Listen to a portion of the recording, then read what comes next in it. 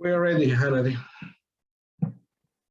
Hello, everybody. Very, very nice to meet you. I'm sorry about speaking English. My Greek goes as far as Kalispera, and that's it, really.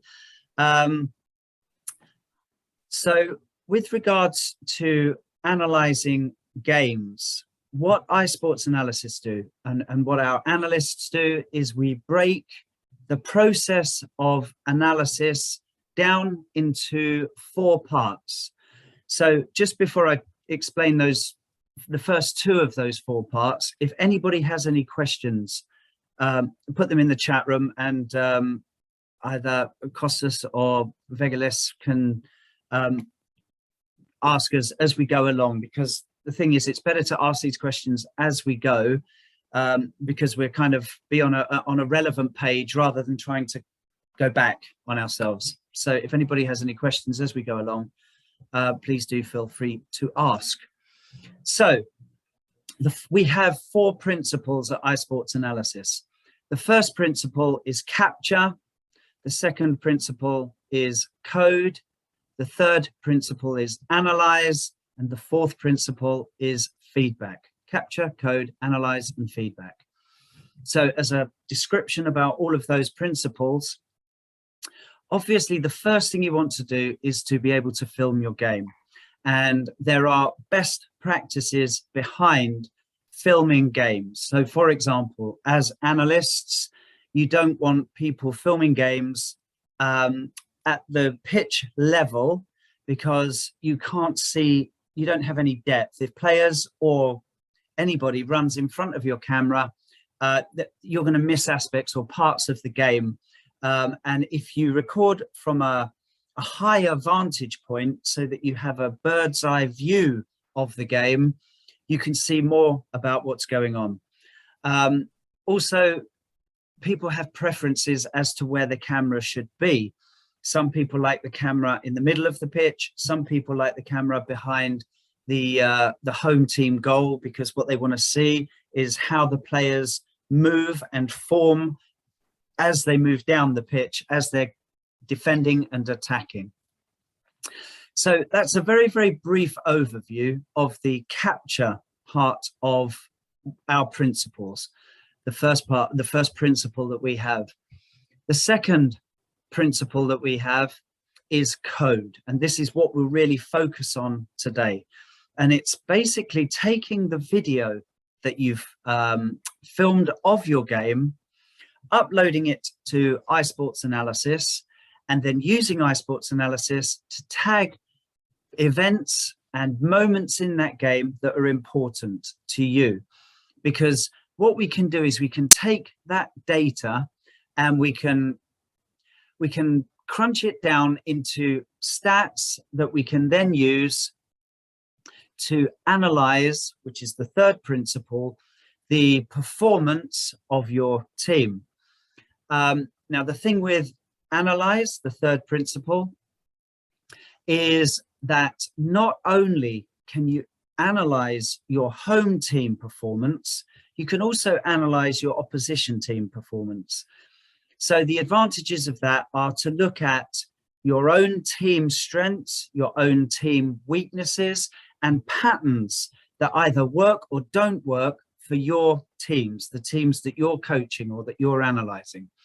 And of course, if you do the same thing, or if you do something similar for the opposition teams, you're looking at gaining advantages. If you spot team weaknesses, you know where to attack. If you spot team strengths, you know where to defend, or at least where to focus defense. So analysis doesn't only focus on your own team, you can focus on opposition teams. And this is what a lot of Premier League clubs do all over the world. They will analyze the opposition teams in depth to look at where they can gain the advantage, to look at game plans that they can use to beat the opposition. And then the fourth and final principle that iSports analysis focus on is the feedback. And this is really important, because basically there's no point in filming a game coding a game and analyzing a game if you're not going to feed back that information to your players and to your coaches. And the feedback side of things in iSports analysis can all be done online, which is very important because actually players can't always be in the same place at the same time. And the other important factor with feeding back online is that if anybody doesn't quite understand things, they can go back, they can review, they can ask other questions. And so it's kind of an open forum if feedback is not specific to training sessions.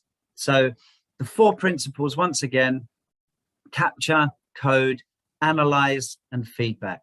So does anybody have any questions about those 4 principles before we move on? Fantastic. So what I'll do is I'll share my screen. And what we're looking at here is the iSports Analysis website.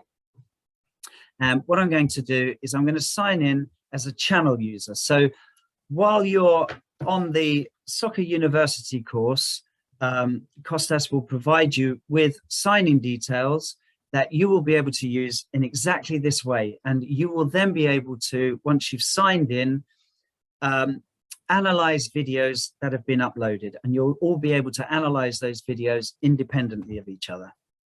So I'm just going to sign in as me.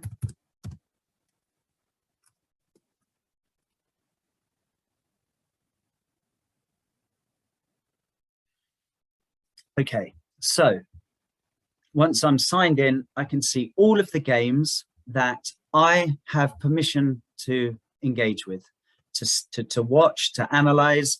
And if there is any analysis previously done on those games, I will be able to engage with that analysis too. We won't focus on that. What we will do is come up to the video analysis menu option and click. Actually, what you can do is you can click analyze session. I'm actually going to update a session that's already been analyzed because I just think it will make it a lot easier. Oops, sorry. There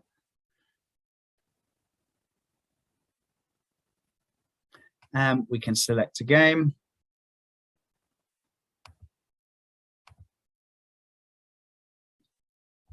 Okay, so this is what we use to code a game.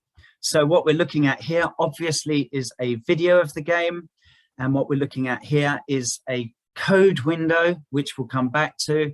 But what we're also looking at down here is a timeline of the instances that have been tagged in this game. So if we come up to the code window here, this code window is made up of buttons effectively that should be quite obvious to you guys. So for example, home kickoff, that's obvious. A3 entry, hopefully you'll understand what that means. Attacking third entry, home cross. I won't completely go into depth around all of these buttons in this code window. But what I want to point out is that this code window is made up of a series of buttons that you use to tag events in a game.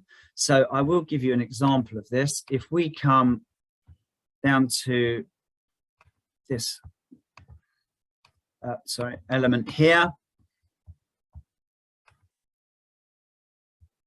Right, so what I want to do is I'm just going to pause the video. I'm just going to delete home kickoff. I'm going to go back 10 seconds. I'm going to delete that home kickoff.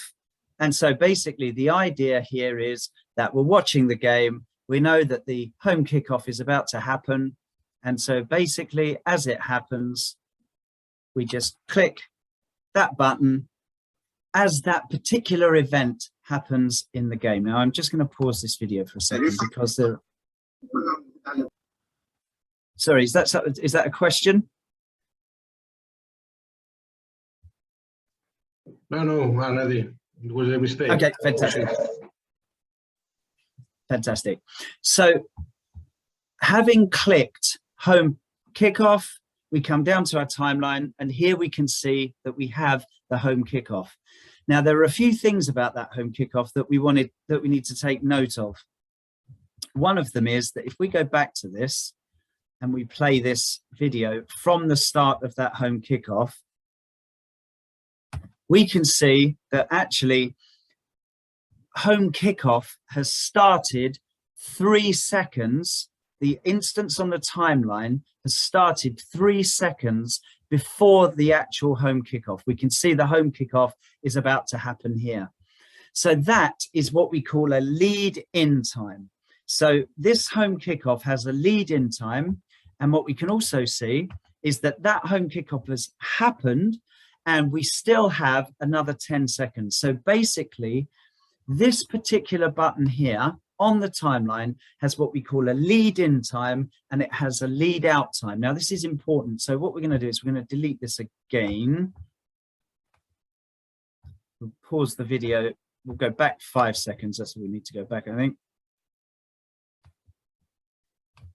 We'll delete this instance again. We'll play this, and we're going to press this button exactly the point that the home kickoff happens. There it is. Right, so we've pressed our button, and I'm going to pause the video. Now, as you can see, this button here is actually changing color, and it's changing color because of the lead out time.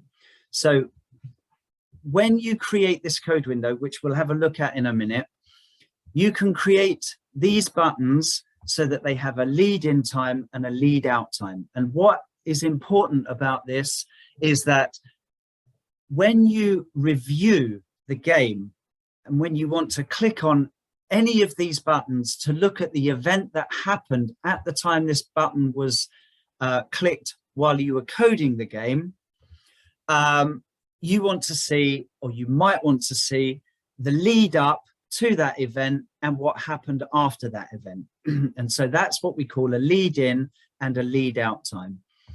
And basically the idea behind the principle of coding is that as this game plays, you go through and you click on the buttons in the code window at the time an event will happen. And basically that builds up this timeline. This is just an example that I've put together of a timeline of events that happened in the game at the time they happened. And that means that what we can do is we can take this information and we can crunch these numbers down and generate statistics that we can use to analyze the game, which of course is the third principle, which we're not going to look at today, but just to give you an overview of why it's so important to tag these moments in the game. So does anybody have any questions about that so far?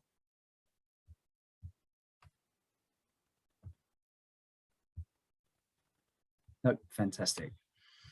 So I thought what might be a really good idea is to look at this code window, because this is one of the most important parts of the coding of a game.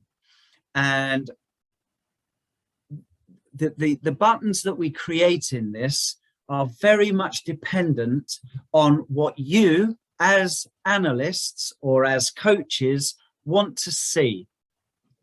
So what we do at iSports Analysis, we start with a bunch of questions. So we say, what are the questions that we want answering? Whether those questions are performance questions, whether those questions are questions about individual players, whether those questions are about how the opposition team played. It's all about answering questions, because what we can do with a code window, excuse me, is we can build this code window out so in depth that we can generate huge amounts of data But what we don't want to do is generate huge amounts of data that we're not going to use and that actually dilute the data that we actually want to see. And so the most important part of capturing incidents or events in a game is to understand exactly what you want to capture, and what you want to capture needs to be the focus of that needs to be related to questions that you want to answer. So what I'm going to do is I'm going to come up here and I'm going to say create code window.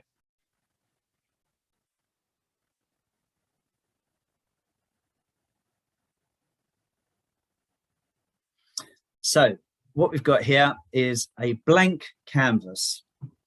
So if we, for example, wanted to start off very, very simply, and we wanted to look at the percentage of time the home team and the opposition team spent in possession, then we would start by saying, okay, what we want to do is we want to create what we call an action, and we want to go home possession, and we want to create another action here, and maybe we'll call this away possession.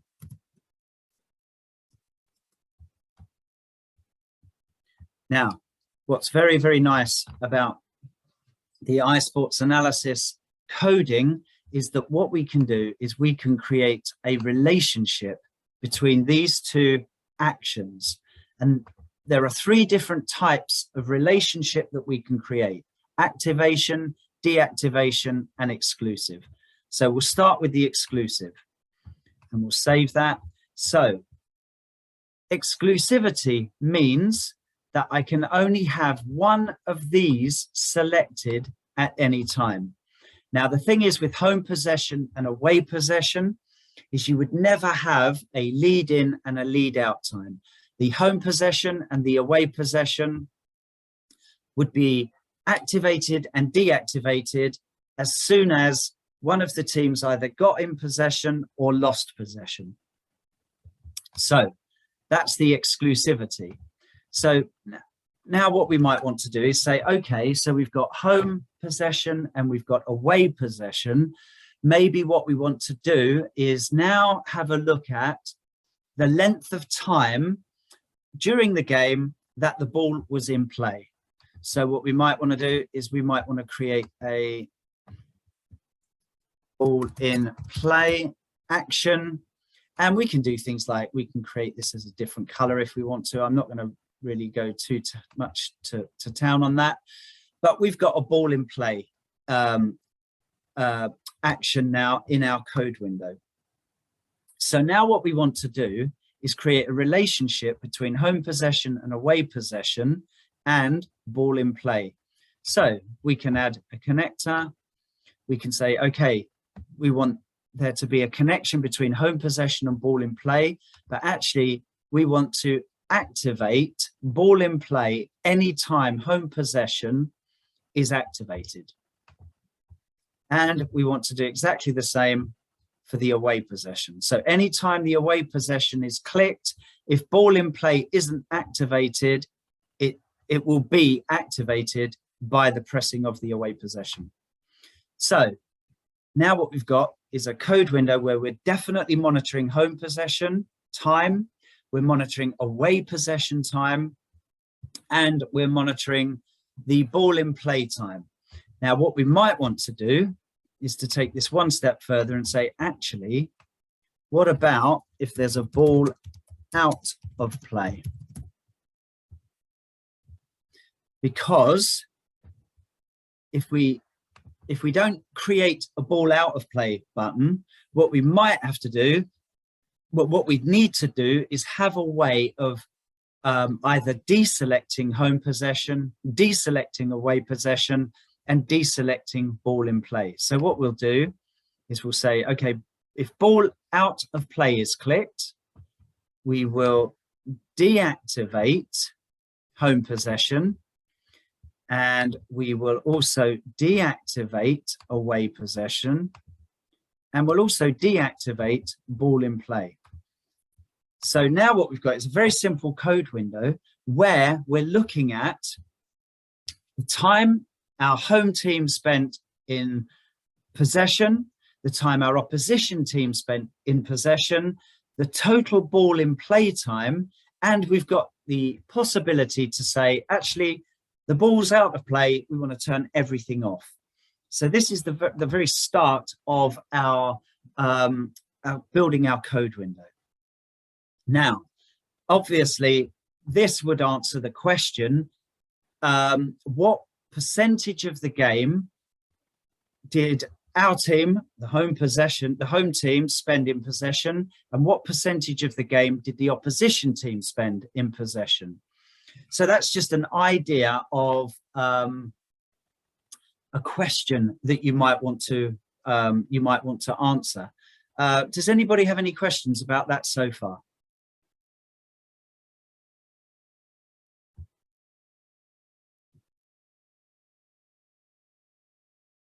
No, absolutely brilliant. Absolutely brilliant. So obviously we could spend all night running through different questions that we might want answering. So I won't go too much into this. One of the important things that a lot of coaches want to know is, oops, excuse me, there we go. One of the important things that a lot of coaches want to know is the position on the pitch where you gained possession of the ball. So what we might do here is we might decide actually to break the pitch up into 3 rows and 3 columns. So we've got a kind of idea of where our pitch would be, where we gained possession of the ball. We have an idea of where we were on the pitch when that happened, but also we might have an idea of where our opposition team were on the pitch when they gained possession of the ball. So we'll start by saying, okay, well, the first metric that we want to measure is where was our home team on the pitch when we we gained possession. So we could say home regain 1, for example. And we could do the same thing for our opposition. So we could say away regain 1. And now what we can do is we can start building out the positions on the pitch where these events happened. So what we can do here is we can say, okay, we need to add. Now, because what we're doing is we're not adding events, we're adding data about events. And so what we're doing here is we're not saying we're adding an action, we are saying we're going to add a tag. So let's say this particular position on the pitch might be the home team. What would this be? This would be, let's call this A1, for example. And then maybe what we're going to do here is we're going to say, okay, this point on the pitch might be B1. And of course, I've added that as an action. It needs to be a tag. And then we need to add a C1. And this would be another tag. So then what we're going to do is we're going to say, okay, now we've got A2. This would be a tag.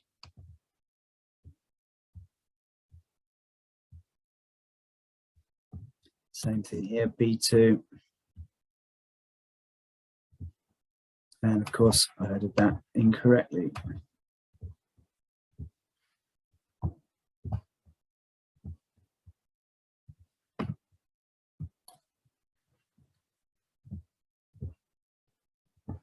Right, so what we can do is we can go through and we can add the various, I'm just going to carry on with this actually because I think it is quite important, although we don't need to connect everything. So we say A3 and this is a tag. We can say B3. And this is a tag.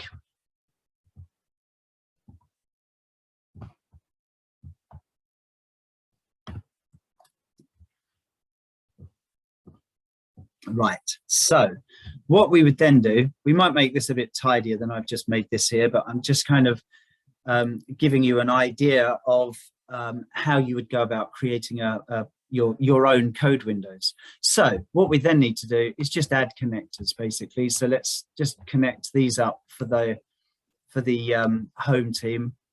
We won't connect all of these up for the opposition, but you'll get the idea.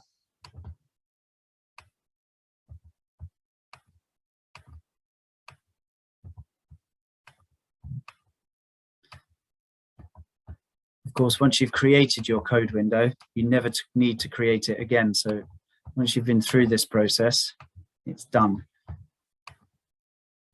And that.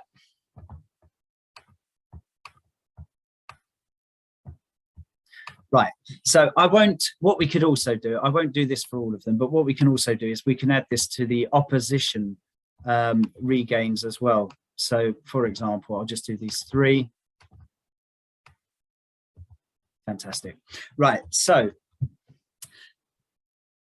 when we look at this, once again, we're looking at it with the view of answering questions. So the questions here would be, okay, whereabouts on the pitch were my team when we gained possession of the ball? So if you imagine this to be a pitch, we've broken the pitch into 3 rows and we've broken the pitch into 3 columns. Obviously, these would all be lined up a bit more neatly than they are, but I'm just trying to hurry through this. And then as the video would be playing, we would say, okay, we'd click home regains 1, and maybe if this is the opposition team goal, we would say, okay, that's where we regained our possession of the ball.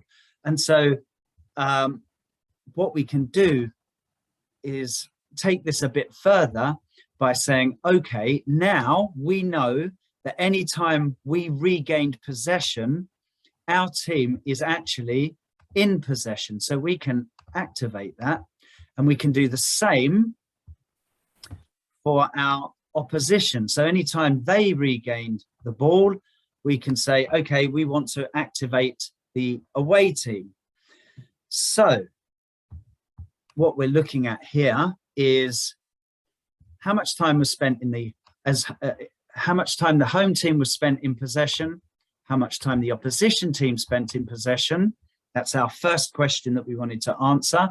The second question that we wanted to answer was how much time in the game was the ball spent in play. I don't know if that would be relevant, but it's a question that we've answered in this particular code window.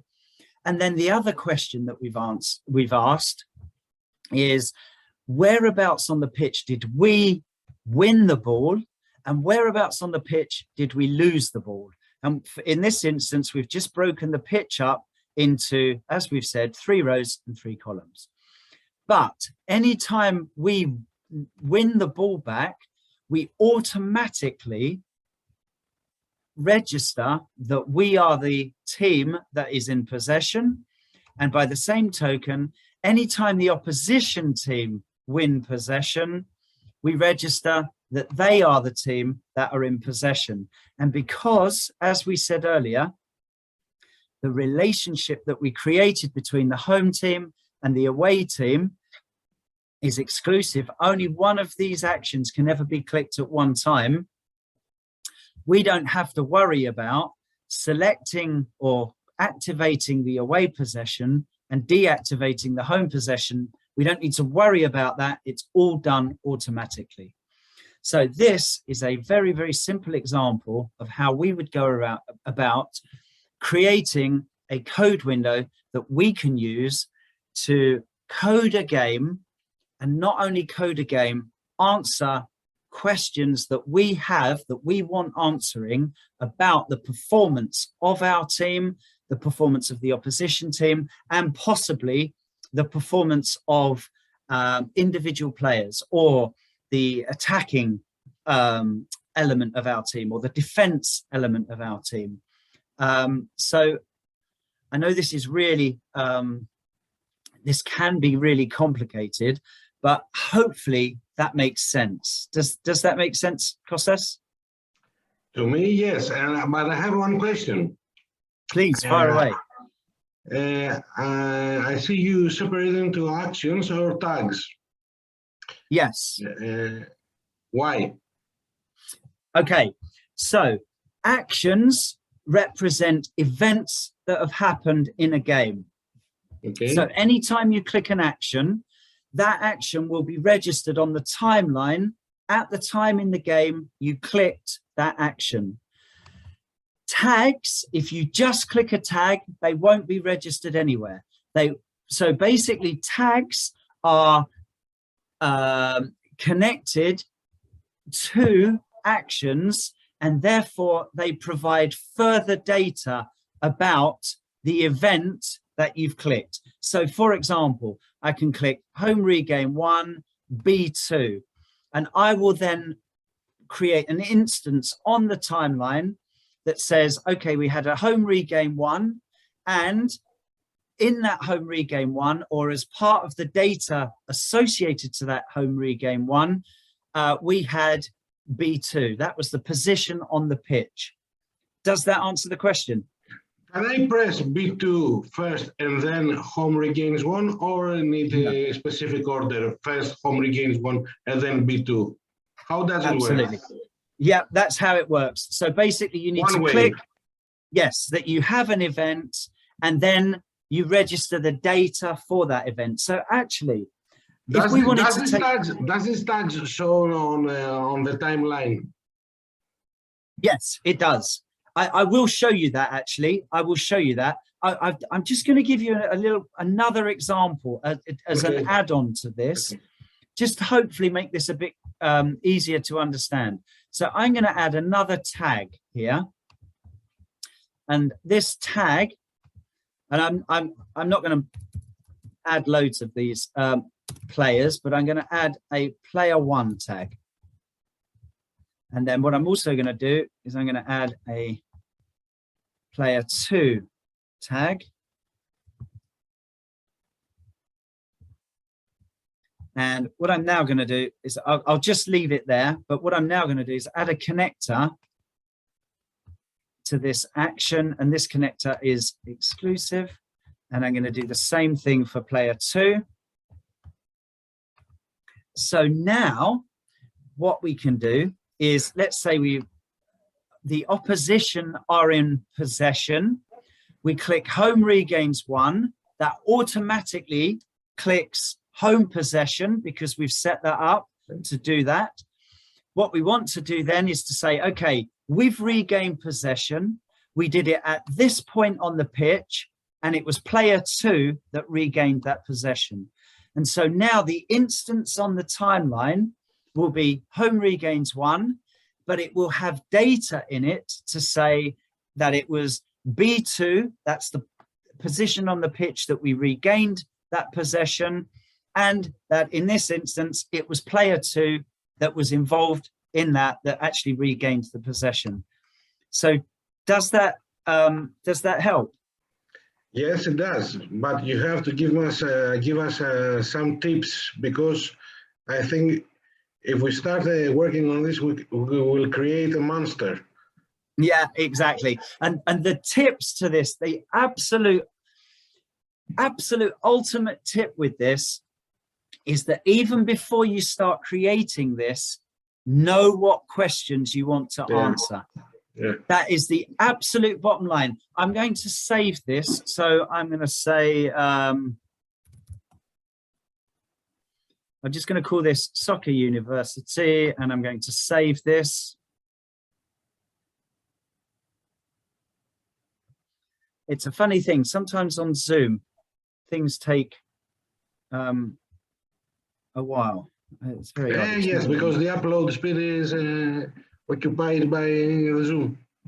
Yeah, it's a fascinating thing. Okay, that's great. So my code window has been created and saved. What I'm going to do is I'm going to come into update. Sorry, I want to go into update code window, and oh, I've only got one. I've only got the one code window. What I will do is, if we've got a bit of time, I'll show you code windows that are used not specifically for football, for soccer, but I will show you code windows that have been created. One by private schools in the UK, and the other one by Opta, and I can show you how in depth they've gone into the game. But I can also show you that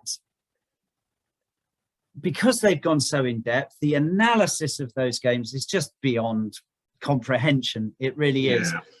But what I want to do now is I'm going to say, okay, I'm going to analyze a session.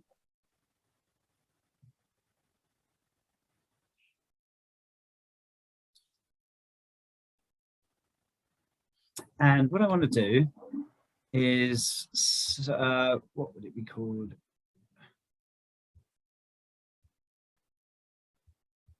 I was looking for Soccer Uni. That's what I was after. That's our code window that we've just created. And let's say we've got this game.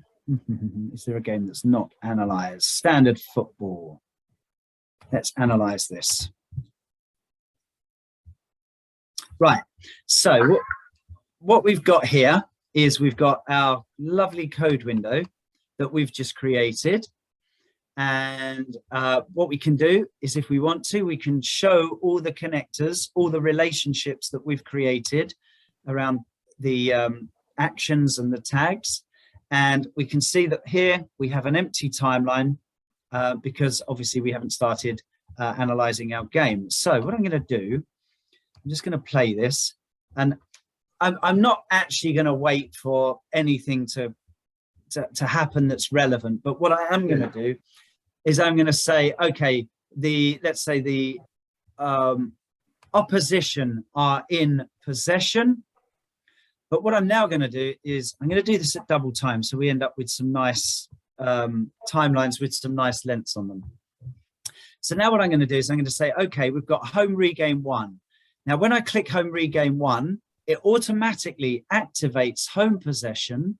Ball in play is still activated. We've got home regains 1. Let's say, okay, this is the point on the pitch that regain was won. And let's say it was player 1.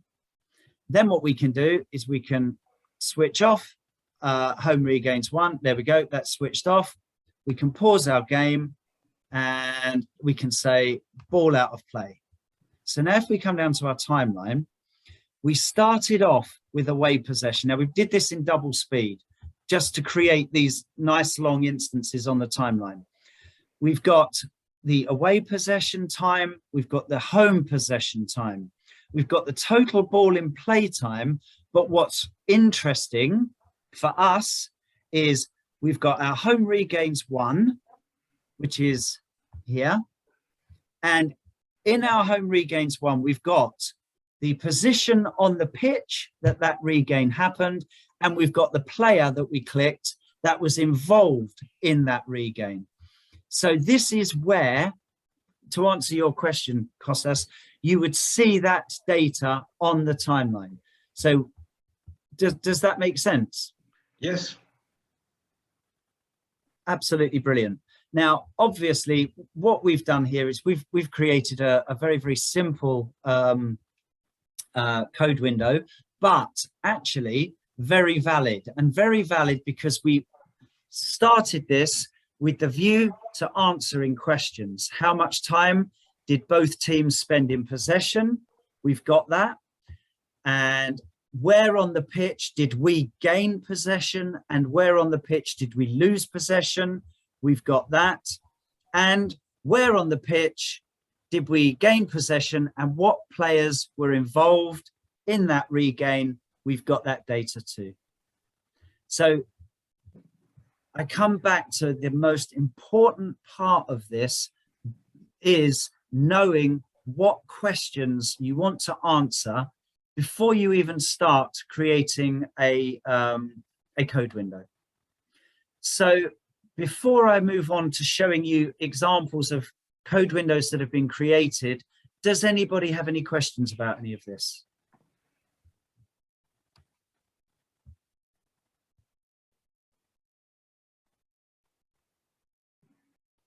Fantastic. Okay, so what I'm going to do is, like all good analysts, I'm going to save my work. And what I'm also going to do is I'm going to sign out of this.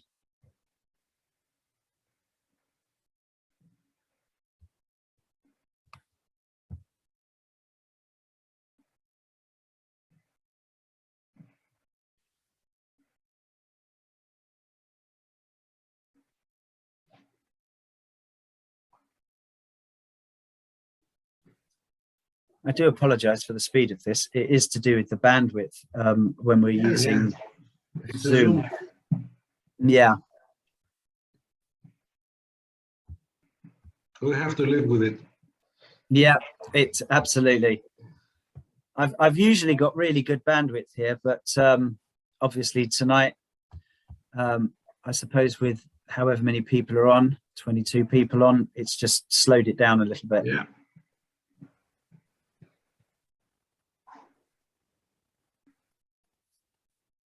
So now you're going to show us code windows. Yes, that's what I thought I would do. Just are they ready for use from our side? Are they ready for use? This code windows, can we use them? Well, these code windows that I was going to show you, yes, there are code windows you can use straight out of the box. But there are also code windows I wanted to show you just to give you an example of how in-depth people have gone and do go with the code windows. What I might do, I might stop sharing my screen, go there and come back again, if that's okay. Yeah, try, please. Just to see if I can speed this up a bit, because it doesn't normally take anywhere near this length of time.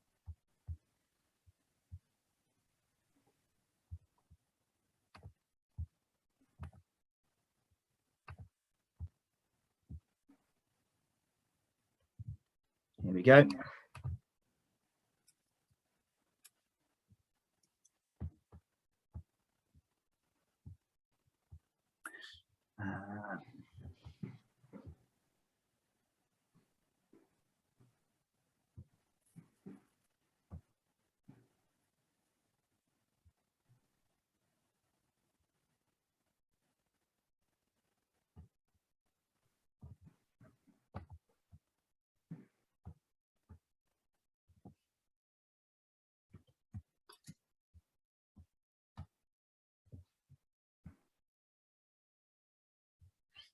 Once again, I do apologize for the time this is taking.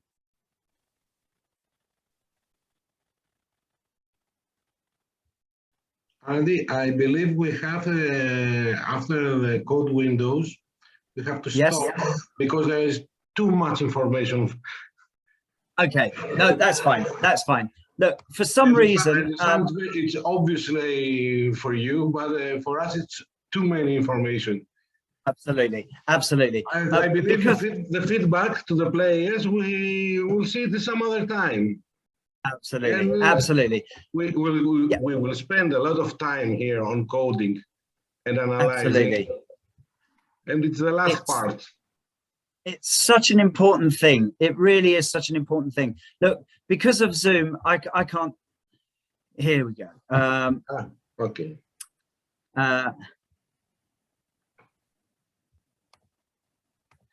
Let's see how long this page takes. There we go. Right. So one of the ones that I wanted to show you was the,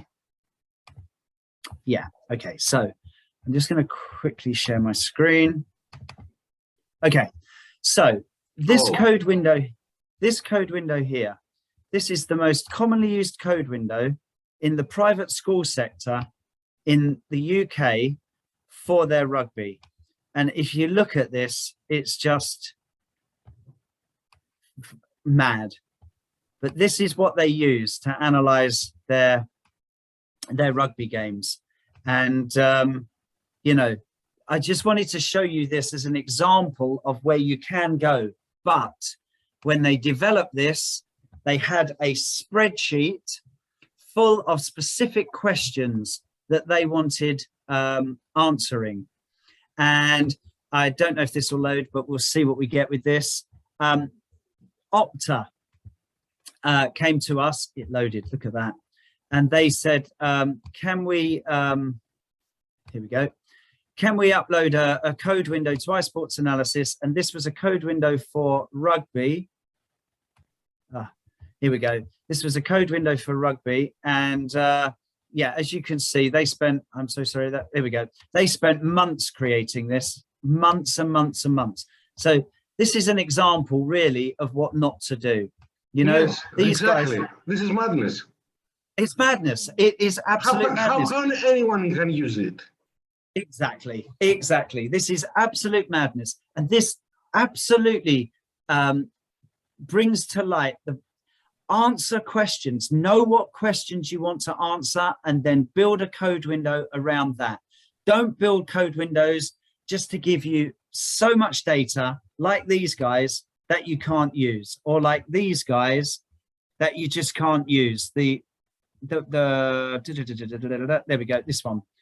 It's just too much information. It really is just, you know, there's no point in doing this unless you really, really have questions that you want answering and you've got a long time to analyze each individual game. The analysis of these, this is a rugby code window.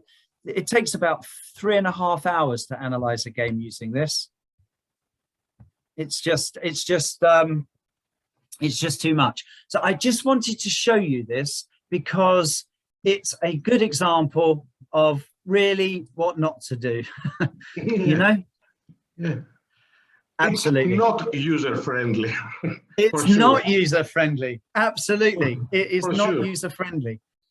Yeah. But having said that, if you know what you want to get out of your analysis and you build your code window accordingly, it can be very, very powerful, very, very powerful indeed. And it can very much help to improve your team performance, your individual player performance, and it can help your coaches understand the opposition teams that you're about to play, and that can give you the advantage. So I think that's it really, Kostas, unless you have any questions. For now, no. I have many questions, but not for now. Okay, fantastic. I want Absolutely to work fantastic. I want to work it with students step by step, baby steps. Yep. All baby steps. And if we have, I will email you for sure. Fantastic. That's absolutely brilliant. Please do email me.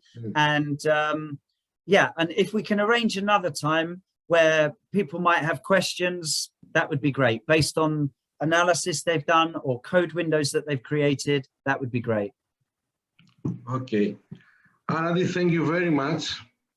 You're very, for very your welcome. time, for your effort, for everything you show us now.